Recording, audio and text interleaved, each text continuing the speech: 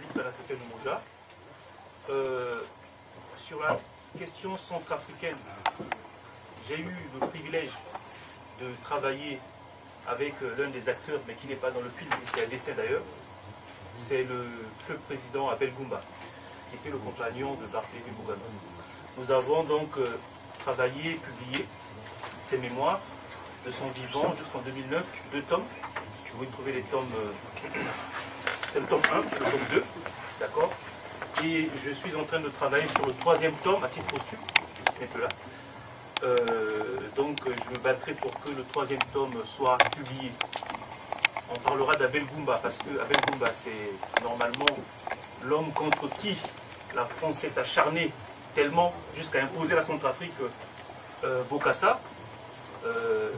D'abord Dako. D'abord Dako, bien sûr, mais surtout la situation de Bokassa, c'était le summum, en fait, du ridicule que ce pays pouvait vivre.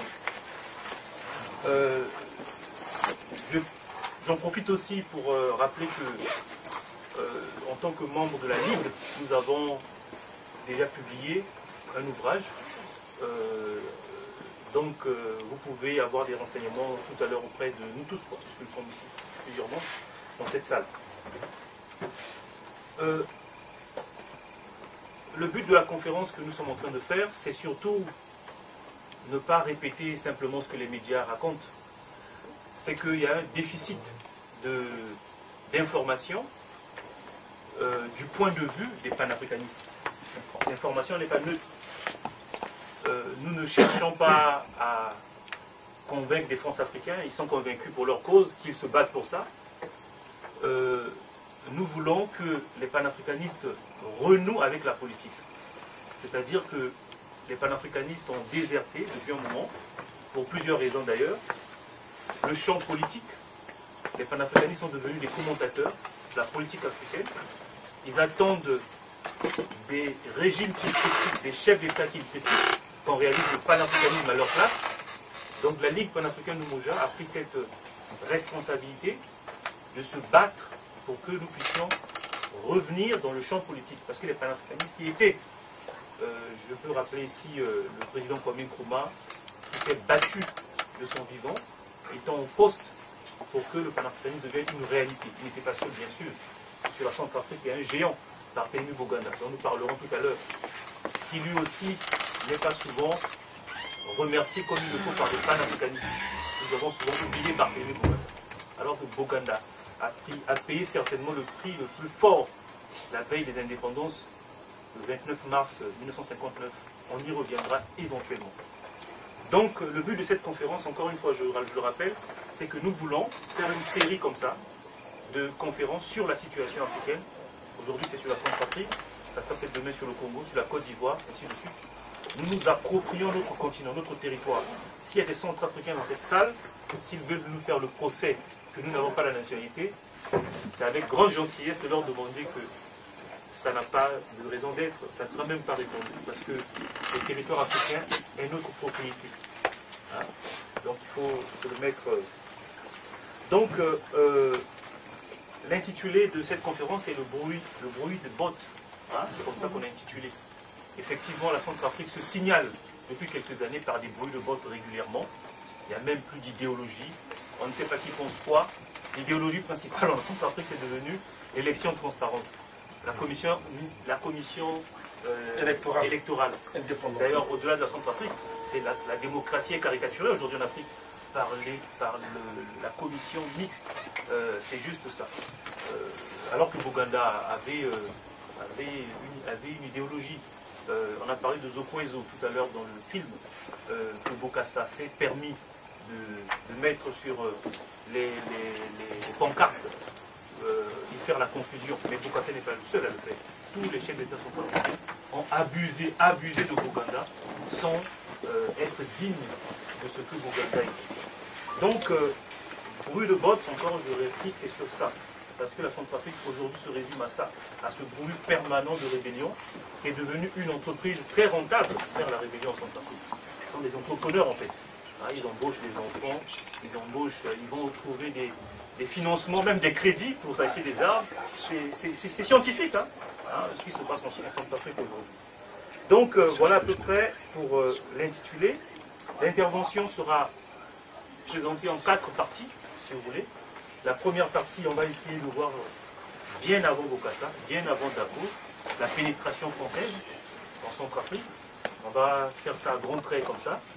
Ensuite, nous allons passer à la deuxième partie sur la mort de Boganda, où l'indépendance manquait finalement. Parce que dans ce que nous vivons, nous voyons en Centrafrique, en effet, il y a ce qu'on appelle, comme les historiens l'indiquent souvent, une tragédie fondatrice.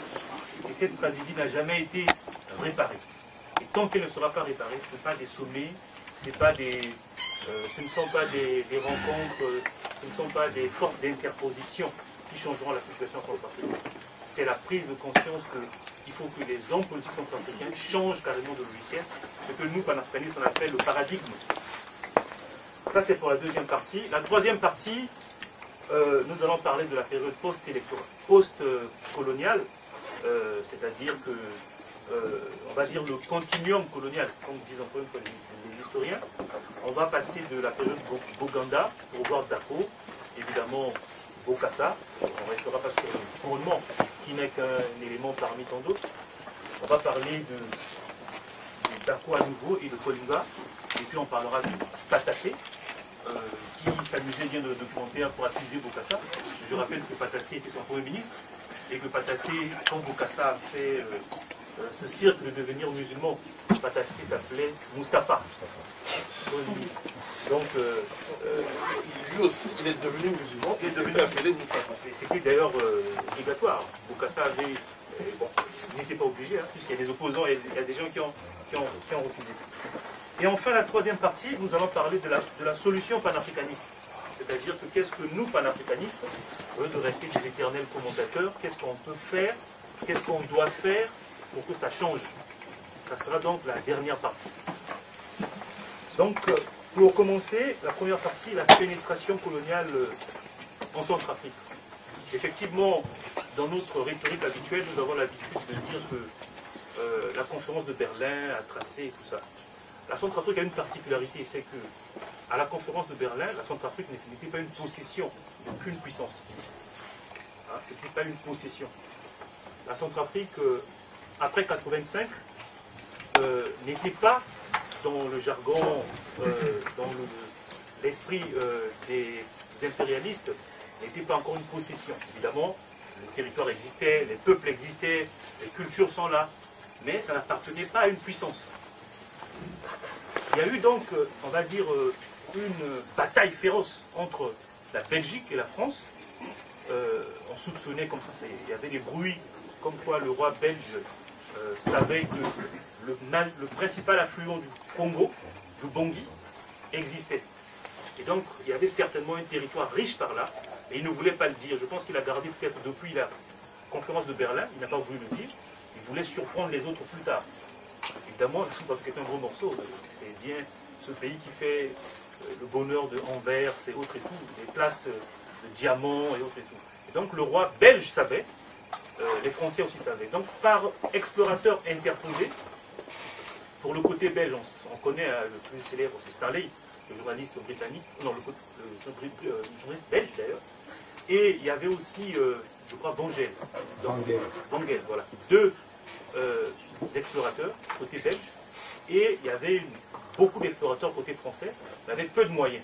Parce que le roi belge en faisait une affaire personnelle, donc il avait doté ses agents à lui de beaucoup de moyens et de capacités militaires, ainsi de suite. Alors que les explorateurs français, puisque c'était le pays qui devrait sortir l'argent pour leur permettre de faire des missions, c'était souvent compliqué, parce qu'il fallait passer par les structures de l'État, ils avaient peu de moyens. Parmi ces explorateurs, vous avez donc de Brazza, Gentil, Marchand, d'ailleurs les deux frères, je crois, Gentil, Marchand, vous avez aussi Crampel, qui est parti jusqu'au Tchad, d'ailleurs. Donc, c'est par ces explorateurs interposés que la bataille pour occuper celui qui va mettre l'avant-poste en Ubangui avait commencé. C'est la même chose qui s'est passée d'ailleurs entre Brazzaville et Kinshasa. Et de Brazza voilà.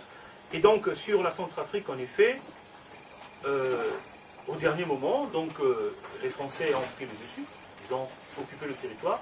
C'est eux qui ont mis, c'est pour aller vite, hein, c'est eux qui ont mis l'avant-poste. Et je pense que le roi belge s'est trompé parce qu'il est arrivé à Zongo. Zongo, il croyait qu'il était déjà en Centrafrique. Alors Zongo, c'est en face, c'est comme Brazzaville et Kinshasa, en quelque sorte, mais c'est encore plus près en fait. Parce que quand on est à Brazzaville, on regarde Kinshasa, le fleuve est très très éloigné, mais à Zongo, quand on est à Bangui, on regarde Zongo comme ça. Donc le roi belge pensait qu'il avait pris ce territoire lorsque Bangel s'est installé à Zongo, et finalement non, ils s'étaient trompés. Les Français donc ont installé leur avant-poste, ils ont revendiqué ce territoire. Donc la Centrafrique est déjà un enjeu majeur avant même de devenir une administration coloniale. Toujours dans cette période, les Français se rendent compte que les Britanniques, finalement le Royaume-Uni, a des grandes possessions, l'Égypte, le Soudan, et ainsi de suite. Et ils veulent aller jusqu'aux confins du désert libyen, en passant par la Centrafrique, pour aller vers ce qu'on appelle aujourd'hui le Sud-Soudan. Hein, ceux qui connaissent un peu cette histoire, il y a la fameuse affaire du complexe de Fashoda. Hein, c'est une défaite terrible pour la France, puisque le Royaume-Uni a marqué la France à la culotte et les Français n'ont pas pu sortir. En fait, ils voulaient faire une espèce d'arc depuis l'océan Atlantique jusqu'aux confins, au désert libyen, et ainsi de suite. Évidemment, attaquer l'autre océan de l'autre côté. Mais ils n'ont pas réussi. Ils ont été repoussés par les Anglais. Donc, du coup, les Français se rendent compte que la Centrafrique devient un espace où s'ils quittaient les Anglais, ou d'ailleurs le roi belge, pourrait prendre des territoires jusqu'au Congo en quelque sorte. Donc ils ont maintenu leur présence, ils ont renforcé leur présence et ils vont appeler ce territoire Lubangui-Chari. Lubangui-Chari, c'est deux cours d'eau. Lubangui, c'est le principal affluent, comme je disais tout à l'heure, du fleuve Congo. Le Chari, c'est l'autre cours d'eau qui fait le lien avec le Tchad. D'accord? Donc en fait, quand on parle de Lubangui, c'est la contraction de deux cours d'eau qui symbolise évidemment ce qui arrose le grand pays. Et donc, cette période précoloniale est déjà, symbolise déjà ce que la Centrafrique représente aux yeux du monde, un enjeu stratégique. Mais on ne va pas s'arrêter là, puisque cette période coloniale, les Français se rendent compte qu'ils n'ont pas de moyens pour pouvoir occuper et le Congo, tout cet espace. Ils vont reprendre à leur compte un système qui a été inventé par le roi belge, c'est le système de société concessionnaire. C'est-à-dire que livrer ces territoires aux sociétés concessionnaires, moyennant évidemment un partenariat, un contrat, les sociétés concessionnaires vont, comment on appelle ça, verser un pourcentage. À l'époque, on parle de 15% d'après les données qui ont été livrées par les historiens. Mais la France, comme État, est aussi partenaire de chaque société, enfin, actionnaire de chaque société. Mais c'est l'esclavage pur. Pourquoi? Parce que lorsque les sociétés concessionnaires s'emparent de ces territoires, ils s'emparent et des hommes et des richesses et tout. Donc ils disposent des hommes comme ils veulent. Au fond, l'esclavage que nous décrivons dans les Amériques, c'est les sociétés concessionnaires, c'est aussi l'esclavage. C'est exactement l'application du code noir. Puisque les populations qui sont là ne sont pas des humains, ce sont des sous-hommes. Il faut en disposer pour pouvoir exploiter au maximum le sol africain.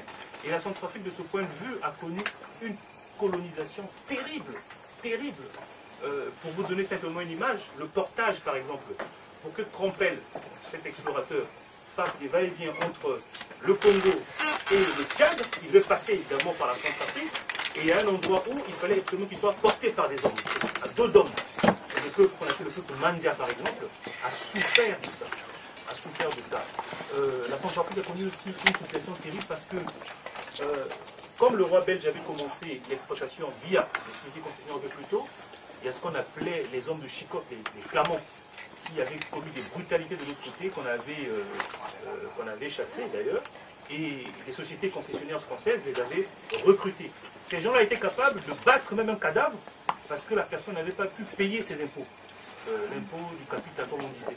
C'est-à-dire que c'est terrible ce que la Centrafrique a connu, c'est un traumatisme sans nom. Et donc, les sociétés concessionnaires donc, vont continuer à exploiter ce territoire. Évidemment, les peuples africains sont des peuples vaillants.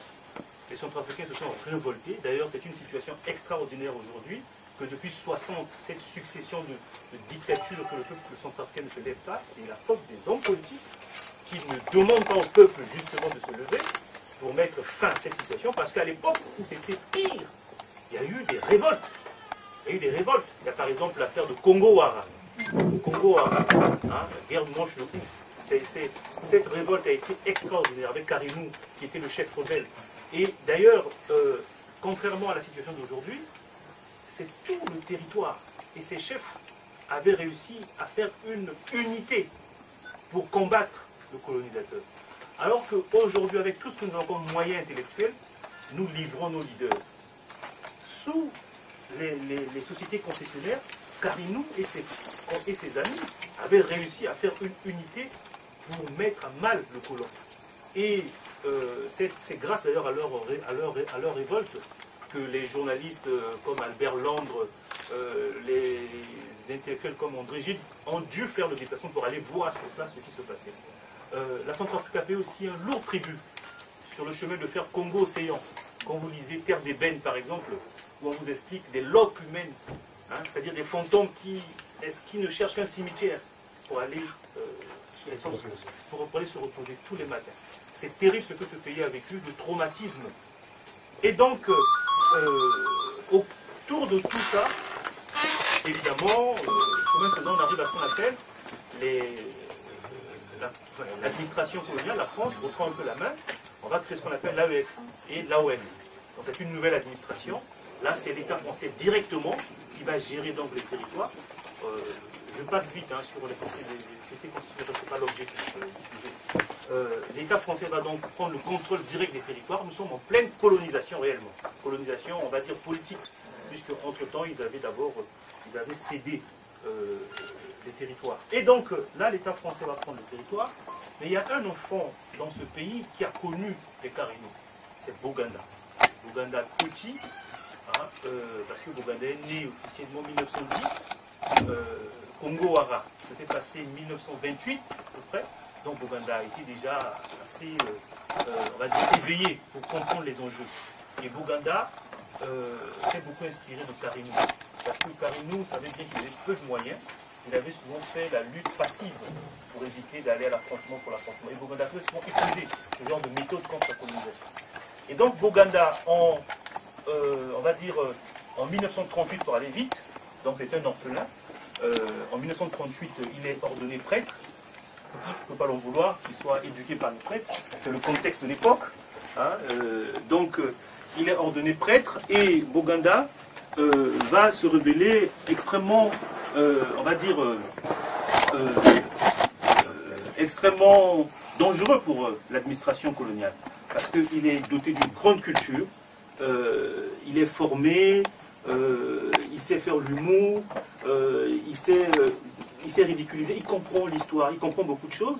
Et donc, le passage par l'Église lui permet de faire ce qu'on appelle donc l'enseignement. Donc, il a fait l'enseignement. Donc, pour faire un clin d'œil, Boganda, par exemple, a enseigné à Belgoumba, hein, à Bambari, par exemple, c'était son élève. Donc, c'est pas étonnant qu'il ait choisi pour prendre la tête du gouvernement plus tard. C'est pas étonnant qu'il ait choisi légalement comme son successeur. D'ailleurs, c'est ce qu'on oublie souvent. Et Boganda, sa période est extraordinaire. Boganda, on va dire que une fois qu'il a été ordonné prêtre, il se consacre à l'œuvre sociale, c'est-à-dire que les coopératives, il avait souvent des formules, pour faire simple, la politique c'est vêtir, guérir, loger, soigner. C'était ça ces mots. Boganda était, voilà. Et Boganda connaissait l'Égypte antique d'ailleurs. Voilà. Si vous lisez les mémoires du président Abel Goumba, il explique déjà à Bambari en 41-42, quand Boganda enseigné, Boganda expliquait que non, la civilisation est partie du Nil, nous ne sommes pas des peuples sans histoire. Pour nous qui suivons un peu cette affaire de l'Égypte, on peut s'imaginer que Boganda a lu en ténor Firmin, parce que c'était la seule source de l'époque, puisqu'à cette époque, Diop n'a pas encore publié ses travaux, et Boganda étant un garçon très cultivé, il a dû certainement avoir recours aux travaux de Anténor Firmin. Il faut lui rendre hommage aussi. Et donc, c'est ainsi que Boganda a commencé à instiller dans la tête de ces jeunes enfants le nationalisme africain, et ainsi de suite.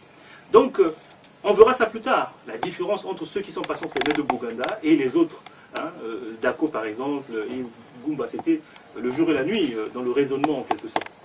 Et ce qu'on peut dire aussi de Boganda, c'est que en 1946, il est donc élu comme étant représentant des indigènes. Parce que après la Deuxième Guerre mondiale, la France a voulu que on va dire, l'état du monde a obligé la France, quelque part, à reconsidérer un peu l'état de ces territoires qu'elle avait confiés aux sociétés concessionnaires auparavant. Et vu la participation, l'enrôlement obligatoire, surtout, sans même forcer les Africains à la Deuxième Guerre mondiale. Et donc pour toutes ces raisons-là, ce n'est pas une volonté de... Non, pour toutes ces raisons, la France décide évidemment de faire participer par territoire, c'est même honteux, un territoire comme la Centrafrique, 2 représentants à l'Assemblée française.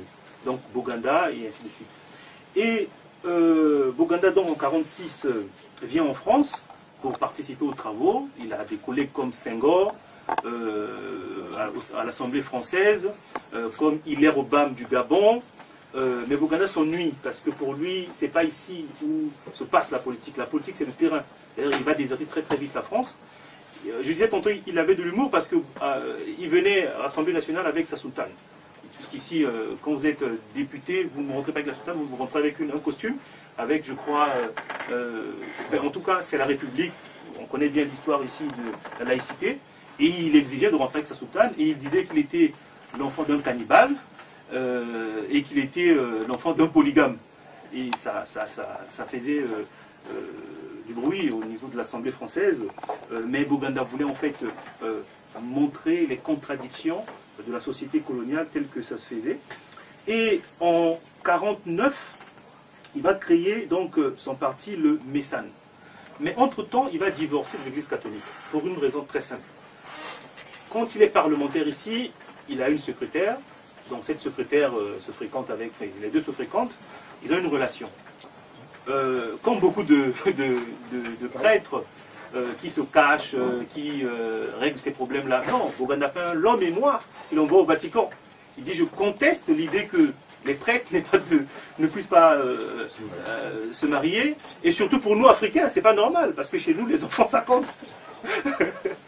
Et donc, l'Église va le radier, tout simplement. Hein, l'Église va le radier, donc il va défroquer, on dit. Là, il va se marier officiellement, et donc il va abandonner... Alors qu'il était député avec l'appui de l'Église, cette fois-ci, l'Église catholique va le combattre. C'est-à-dire que avant Boganda, et là je vais donner un nom qu'on va certainement parler, un certain Roger Guerriot. Roger Guerriot, c'était le seul ministre européen du premier gouvernement de Boganda.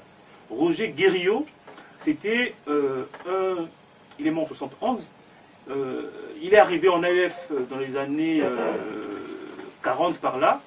Roger Guerriot, c'était un opposant à Boganda, à l'époque où il était député, et il a même proposé au gouverneur du territoire de constituer une milice anti-bogandiste. Boganda n'avait rien, il était tout seul, il n'avait pas de parti à l'époque, mais tellement il avait de l'aura, il arrivait à bouger les foules, il dit il faut une milice pour suivre Boganda parce qu'il est dangereux. Et donc Boganda, quand il se sépare de l'Église, l'Église va donc rejoindre le rang des colons pour le combattre. Il y a quelque chose qui va se passer, c'est que il y a des colons qui vont se retrouver en difficulté avec l'Église parce qu'ils veulent se faire élire. Il y a des élections, je crois, de la mairie de Bangui. Ils veulent se faire élire, mais si Boganda mène campagne contre eux, ils ne passent pas. Donc Guerriot, qui était avec l'Église et les colons, va faire défection de l'autre côté pour rejoindre Boganda, parce que lui, il voyait que finalement, le Boganda que nous avons combattu est capable de nous faire mordre la poussière sur son territoire. Parce que Boganda était tout seul, il se présentait comme un martyr. Hein. Il dit voilà, je suis tout seul contre cette administration. Avant j'étais prêtre, regardez, on m'a chassé. Maintenant, enfin bref. Et donc Guerriot va se joindre à Boganda à ce moment-là. Et un groupe d'Européens va suivre Boganda. Et Boganda ne change pas sa ligne. Parce qu'il y avait de l'incompréhension. Les populations commençaient à se poser des questions, comment ça se passe maintenant qu'il est avec les Européens, qui étaient en plus des anciens colonialistes qui l'ont combattu directement.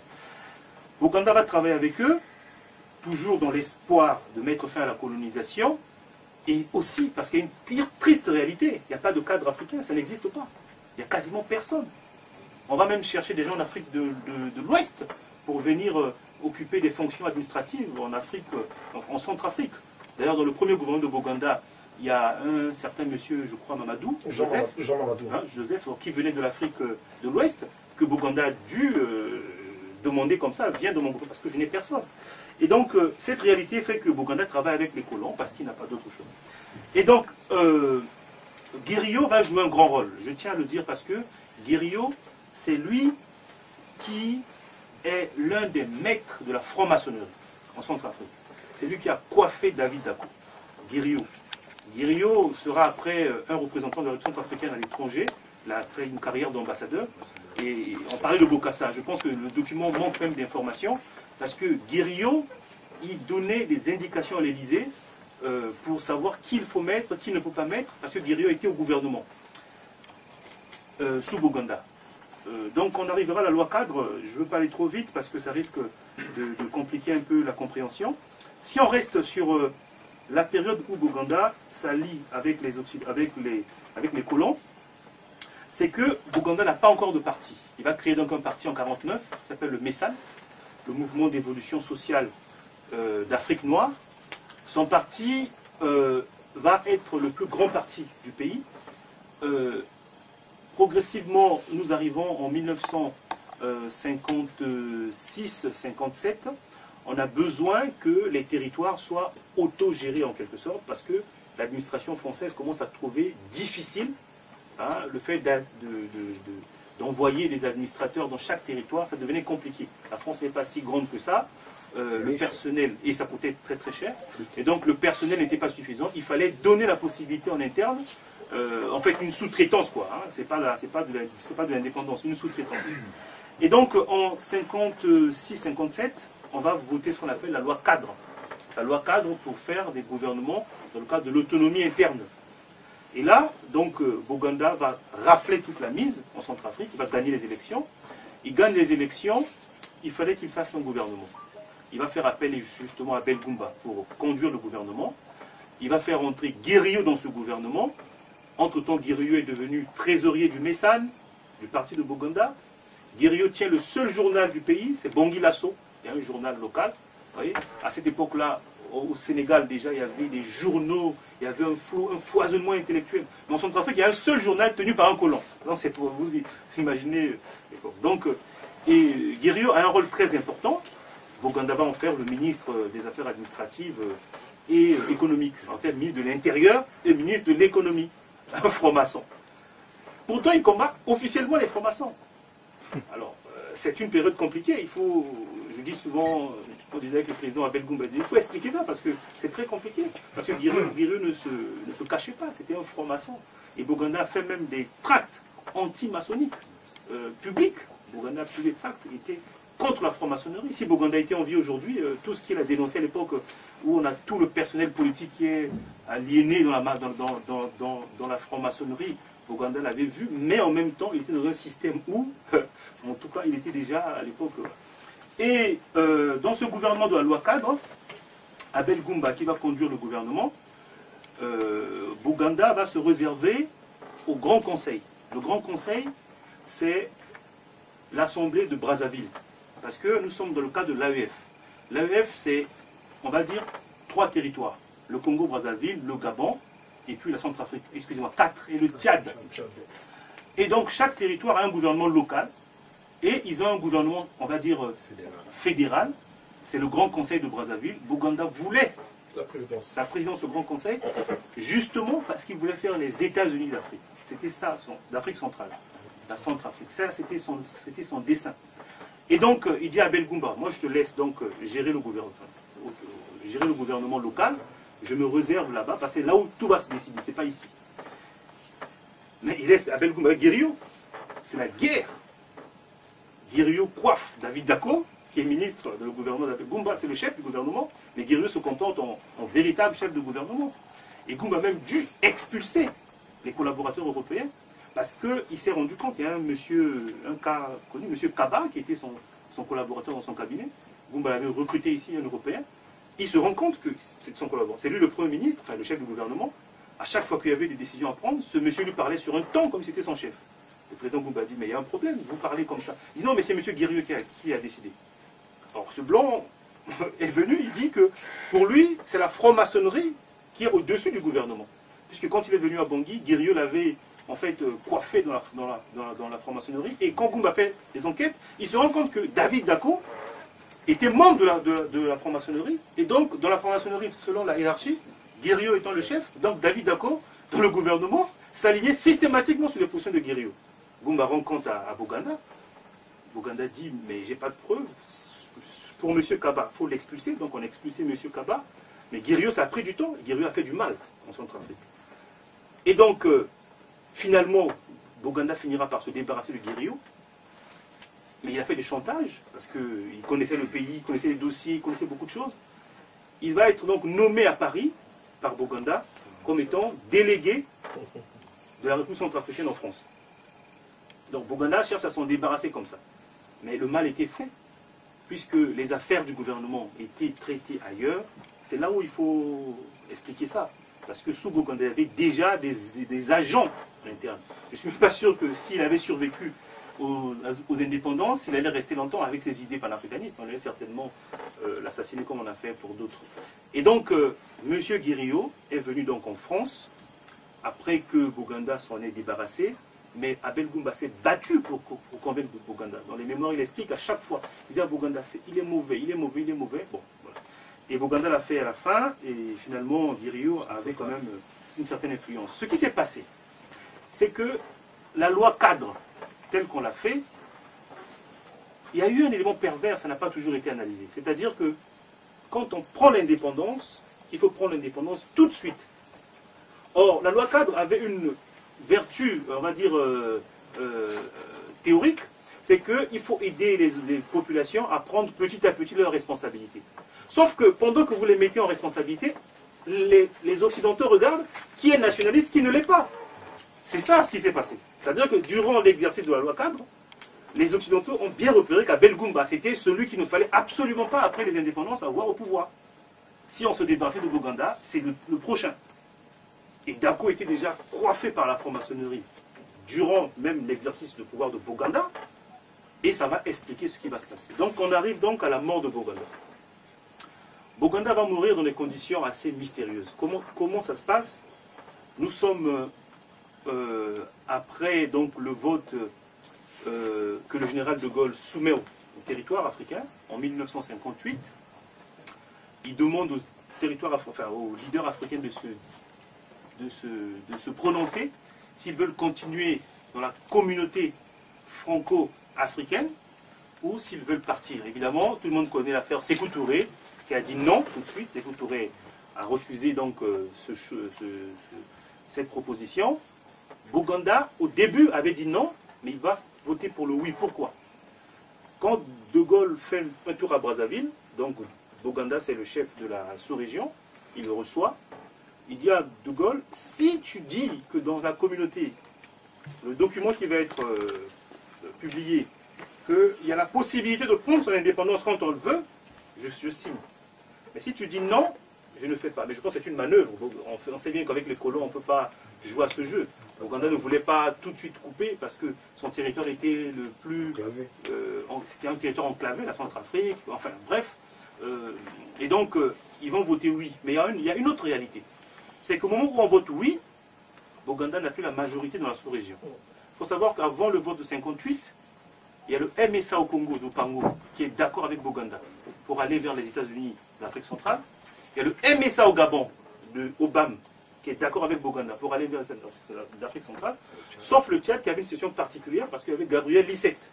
Gabriel Lisset, c'est un entier, parce que le Tchad n'avait pas de... Comme un peu Félix Eboué n'avait pas de leader qui se dégageait, et donc le Tchad était géré par... Donc Boganda avait déjà la majorité. Mais en 58, ça change. Fulbert Youlou gagne au Congo, c'est le RDA, Houphouët-Boigny. Hein, au passage, il faut dire que Houphouët-Boigny a été aussi souvent un adversaire de Boganda. Donc il y a Fulbert Youlou qui passe au Congo, il y a Léamba qui passe au Gabon, hein, qui ne veut même plus voir Boganda au Gabon d'ailleurs. Il a même chassé une délégation de la Centrafrique. Et le Tchad, il y a Tombolbaï, qui n'est pas évidemment de ce bord-là. Donc Boganda se retrouve en minorité en 58 lorsque De Gaulle fait voter demande aux Africains de voter sur sa proposition. Et ça, c'est très important.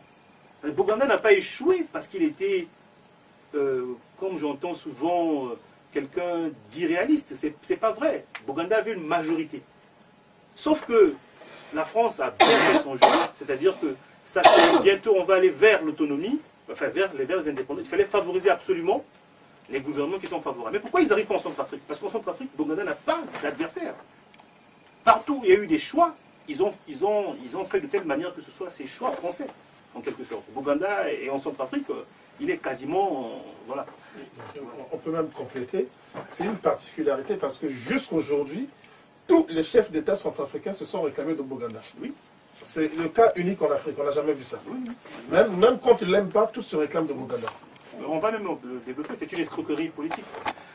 C'est-à-dire que lorsque Boganda échoue donc face à Obama et ainsi de suite, il revient en Centrafrique, finalement, avec son échec, quoi. Bon. Il dit mon pays s'appelle Lubangui Chari. Le nom que nous avons voulu donner aux États-Unis d'Afrique, si on avait gagné, c'est Centrafrique, justement. C'est-à-dire les 3 ou 4 territoires, qui étaient une étape pour Boganda, ce n'était pas la finalité. Il dit, comme on a échoué, mais je ne perds pas espoir, je vais convaincre un jour. Je ne vais pas abandonner l'idée comme ça. Mon pays s'appelle la Centrafrique, c'est la première étape. En fait, il change de niveau, c'est la première étape. Donc, je pense que pour les panafricanistes, Boganda s'est battu au front. Il faut que les panafricanistes lui rendent hommage, parce qu'il s'est battu vraiment au front. Il a été pour les États-Unis d'Afrique, pour l'unité, jusqu'au bout.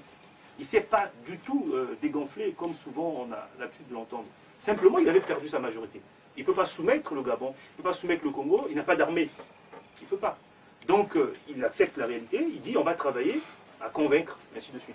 Il y a même une série de textes ici où il explique très bien, il dit l'indépendance dans l'isolement est une illusion, dangereuse illusion. Mais pour nous, ce n'est plus une dangereuse illusion, c'est une catastrophe puisqu'on l'a vécu dans l'isolement. C'est une catastrophe aujourd'hui.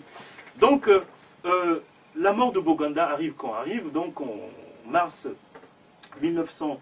Le 29 mars 1959, une fois que son projet a échoué, Barthélemy Boganda revient en Centrafrique. Il va donc proclamer la République le 1er décembre 1958. Et pendant ce temps, il va planter le drapeau national partout dans le pays. Il partait donc à Berberati, dans une région du pays, pour aller planter un drapeau du pays. Et ce jour-là, son avion ne se signale plus depuis un moment, c'est-à-dire au moment où ça devait revenir à Bangui. Le président Abel Goumba, qui était donc le Premier ministre à ce moment-là, rentrait d'un voyage, il était à l'extérieur, le même jour, il rentre du voyage, donc comme d'habitude, il va à l'aéroport pour attendre le président qui était à l'intérieur. Et là, à l'heure d'arrivée, Barthélemy Boganda ne revient pas. Qu'est-ce qui se passe? Il ne revient pas. Les informations circulent, ainsi de suite. Panique, 3 heures, 4 heures, pas d'informations. On retrouve un avion, on se rend compte que c'est un avion qui était tombé il y a très très très longtemps. Et là, Goumba prend donc une équipe du gouvernement et dit allons-y à pied, allons-y chercher le président, là où il aurait dû être, quoi. Donc ils vont dans la Lobaye pour aller voir là où devait être le président. Et là, les populations sortent pour leur expliquer qu'ils ont vu en fait un avion certainement autour. Et quand Goumba arrive, il y avait déjà le gouverneur territorial avec les gendarmes. Il dit, c'est pas possible. Vous nous avez dit que vous ne l'avez pas vu depuis un moment. Et quand on arrive, vous êtes déjà là. Comment ça se fait? Bon, c'est pas Bangui, quoi. C'est loin. Et nous sommes les ministres. Vous auriez dû nous avertir que vous avez vu quelque chose. Et donc, c'est une mort assez mystérieuse. Goumba explique dans le livre, il a vu le corps de Boganda. Parce qu'il y a eu beaucoup de choses autour de ça. Il y a beaucoup de gens qui racontent n'importe quoi sur cette affaire. C'est vrai, nous avons sauvé des leaders qui ont été, comment on appelle ça, Béhanzin a été déporté. Le roi marocain aussi a été déporté. Il y a eu aussi des polémiques autour de Machoua. On dit qu'il aurait été aussi déporté, qui n'est pas vraiment mort. Et Boganda, il y a aussi des gens en Centrafrique qui considèrent que Boganda a été déporté. Non, Boganda n'a pas été déporté. Le président Boganda est bien décédé. Donc le président Abel Goumba a bien constaté le décès, il a bien vu son cadavre. Et ce qui va se passer, c'est sa succession. C'est là La tragédie fondatrice de la Centrafrique, c'est ça, la succession de Boganda. Si on dit que Boganda n'a pas préparé sa succession, c'est faux. Boganda a préparé sa succession. Il y a, je disais tout à l'heure, le président Abel Goumba était d'abord son élève. Il a d'abord enseigné à l'école primaire. Après, Abel Goumba est parti à Dakar pour aller faire médecine à William Ponty. Ils ont gardé une correspondance régulière. Il y a même une information que le président Goumba donne dans le livre. Il produit une lettre. C'est que de Dakar, en 1946, il y a des élections en Centrafrique. Je disais tantôt, pour représenter le territoire centrafricain à l'Assemblée française. Et c'était des Européens qui représentaient les Centrafricains. Et Goumba fait une lettre ouverte pour dire à Boganda, non, tu ne peux pas laisser ça. Tu es le seul intellectuel du pays, tu es le seul représentant des masses, il faut que tu représentes le pays au moins là-bas. Donc les deux avaient une correspondance assez régulière. Quand on lit leur correspondance, on voit bien qu'il y avait... Ils ont même construit l'idée du nationalisme alors que Goumba était encore étudiant. Et c'est pas pour rien qu'en 1958, alors que Goumba est rentré comme médecin, il travaillait donc à Fort-Roussé, au Congo, dans le moyen Congo comme médecin, et à Dolisie, hein, Comme Makwa aussi. Makwa aussi, et Boganda lui demande d'arrêter tout pour venir prendre la tête du gouvernement. Et pourtant, il y avait les militants du Messane, il y avait les guérilleaux, il y avait les Dako, mais pourquoi Boganda va absolument prendre un militant qui n'était pas aussi quotidiennement avec les autres comme chef du gouvernement? Parce qu'il avait un dessein. Et il a écrit, il a laissé une note expliquant que le jour où il ne sera pas là, c'est Abel Goumba. Quand il revient, quand il perd l'idée de réunir les pays, quand il revient en Centrafrique, il prend la tête du gouvernement. Le premier, c'est Abel Goumba toujours. Donc, Abel Goumba, c'était son successeur. Et ce qui va se passer, c'est que le jour où le président Boganda est mort, le 29 mars, donc David Dako, un certain Gounio, qui était le président du Messane, Emma Léombo, qui devait être au secrétaire général ou président de l'Assemblée. Donc, ils viennent voir Abel Goumba. Ils disent à Abel Goumba, voilà, on fait allégeance, le président est mort, tu fais l'intérim pendant 1 mois, et 1 mois après, tu fais la succession normalement. Mais sauf que c'est le parti qui doit investir, le Messane. Donc le Messane, la direction du Messane, vient voir Abel Goumba pour dire à Abel Goumba, il faut bien suivre cette partie, hein, c'est très important. Bien dire à Abel Goumba, écoutez, c'est vous le président, donc Boganda, vous avez toujours donné la responsabilité du gouvernement, vous connaissez le pays comme personne, c'est à vous de conduire le pays. Sauf que, entre-temps, Guiriot est rentré, et en France, Guiriot coiffe Dako, dans la franc-maçonnerie. Guiriot s'active, Goumba produit même un document. Bangui Lasso, donc Guiriot depuis la France, manipule Bangui Lasso à Bangui. Bangui c'est le journal hein, qui paraissait, tout ça. Et donc, il fait la campagne pour Dako. Madame Boganda, qui était une Française, au moment où Boganda est mort, était en France. Elle revient pour les obsèques. En fait, au fond, Boganda avait des problèmes avec sa femme avant de mourir. Il y a eu des incidents qui sont passés à Brazzaville, au Grand Conseil. Des leaders comme Obama, qui n'étaient pas contents de la femme de Boganda. Ils ont reproché à Boganda que sa femme aurait eu une certaine ascendance sur lui par rapport aux problèmes politiques. Boganda n'avait pas supporté ça. Et sa femme, il y a eu des disputes, certainement, mais en tout cas il y a eu des contradictions. Sa femme est rentrée en France. Donc quand il est mort, sa femme n'était pas en France, n'était pas en Centrafrique. Il faut bien suivre cette partie. C'est que lorsque il est mort, le staff du Messane fait allégeance à Abel Goumba. La femme de Boganda n'est pas encore là. Quelques jours après, elle arrive. Tout change. Dès qu'elle arrive en Centrafrique, tout change. Boganda représentait tellement pour ce pays. Sa femme appelait même les ministres de Boganda, comme on dit chez nous, Molengue, donc les enfants. Enfin, sa femme, voilà, mes enfants. Parlait comme ça au ministre. Sauf Goumba, Goumba ne l'acceptait pas. Goumba disait non, elle n'a pas nous appeler ses enfants. Moi, le président Boganda, je ne l'ai jamais appelé papa. Dieu seul sait quelle relation nous avons, il m'a enseigné tout. Mais non, et donc les Dako étaient à ses pieds, et les Ngounio, ainsi de suite. Ce qui s'est passé, c'est que un soir, donc durant l'intérim, le mois d'avril, le président du Messane vient voir Abel Goumba. Il dit à Abel Goumba, j'ai consulté les vieilles femmes. Moi, je suis africain, tu sais, Goumba. Elles m'ont dit ceci. Celui qui va remplacer le président Boganda, le premier, le même qui avait fait allégeance, hein, Celui qui va remplacer le président Boganda, le premier, va mourir dans 48 heures. Le deuxième dans 3 mois. Le troisième peut échapper. Et comme je t'aime bien, je préfère que tu ne sois ni le premier ni le deuxième. Comme ça, tu seras le troisième.